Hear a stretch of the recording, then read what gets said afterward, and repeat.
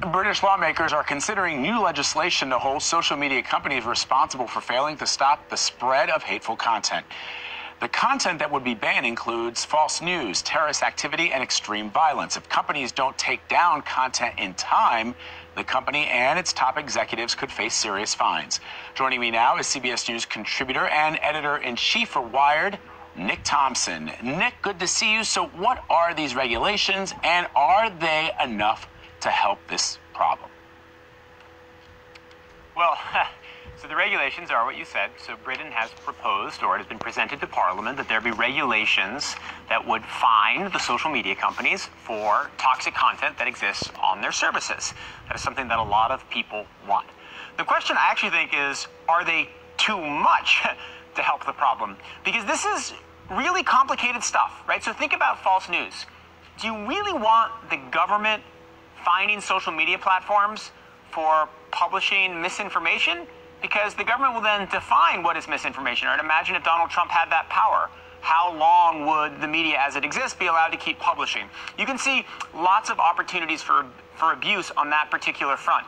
Another big question is that one of the things that everybody wants from these social media companies is the right to privacy.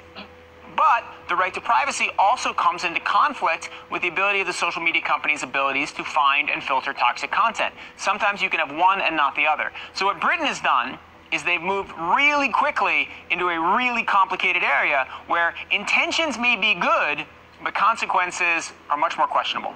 Yeah, no, you make a great point. It's something that I've been thinking about when I first saw that this was breaking, because my first immediate thought was, what is the definition of false news? And I think that that's going to be, so it seems to me, and almost an overreaction, as you point out. A lot of governments, a lot of people are worried about the spread of false information. They're worried about, for example, the shooter in New Zealand in the mosque attack, posting video of himself, killing innocent people on a social media platform. And so they're trying to figure out ways to address these concerns that people have and address the nefarious intentions of nefarious actors. But it does seem like it's an overreach. So what could they possibly do? Well, what you should do is you should take legislation like this and you have to craft it much more slowly, ideally not in the response to a highly emotional event. Because when you craft legislation in response to a highly emotional event, you'll get legislation targeted at stopping what just happened without necessarily thinking through what might happen next. So Australia last week passed legislation saying that any social media company that has this kind of incredibly awful, violent content of people being shot will face huge fines, and the executives will face prison time. But now let's think a little bit more about that, because sometimes live video about abuses actually helps to stop the abuses. But if you put the burden on the executives that they're going to go to prison if live video appears showing something terrible, they are just going to knock live video off the platform.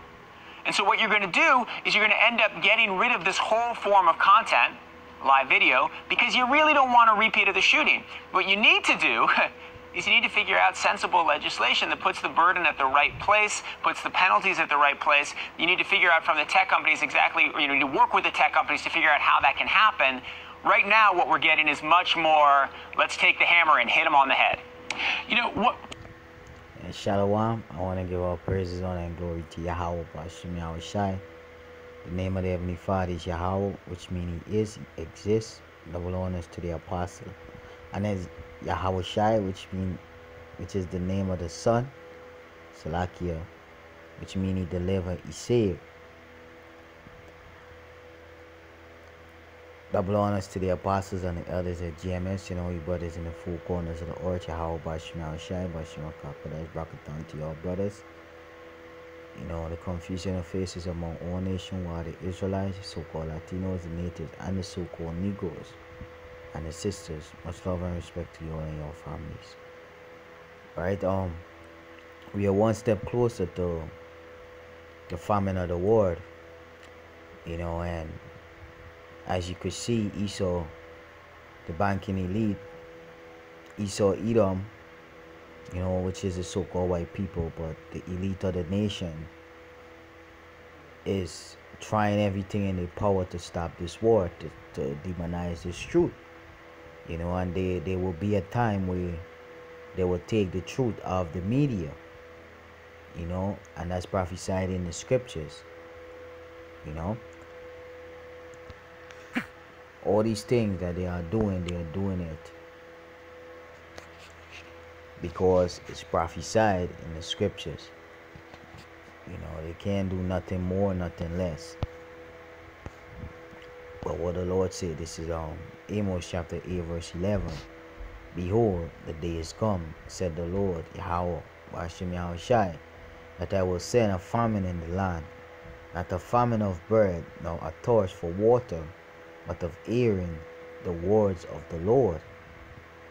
And they shall wander from sea to sea, and from the north even to the east. They shall run to and fro to seek the word of the Lord, and shall not find it. And what's that? That's 2/3 of our people. You know, they're going to be looking for answers. You know, all these people out there, they won't be looking for answers. They'll be going to be running to all the different idols, all the different gods, and they won't find no answers.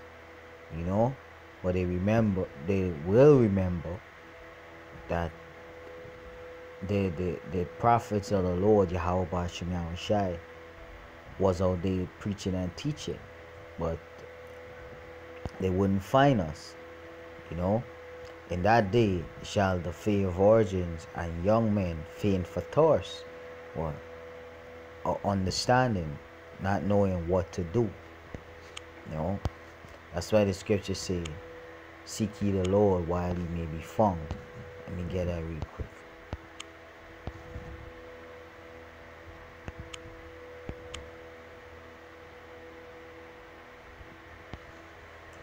Isaiah 55 verse 6, seek ye the Lord while he may be found. Call ye upon him while he is near. And you see the brothers being waking up in the four corners of the earth.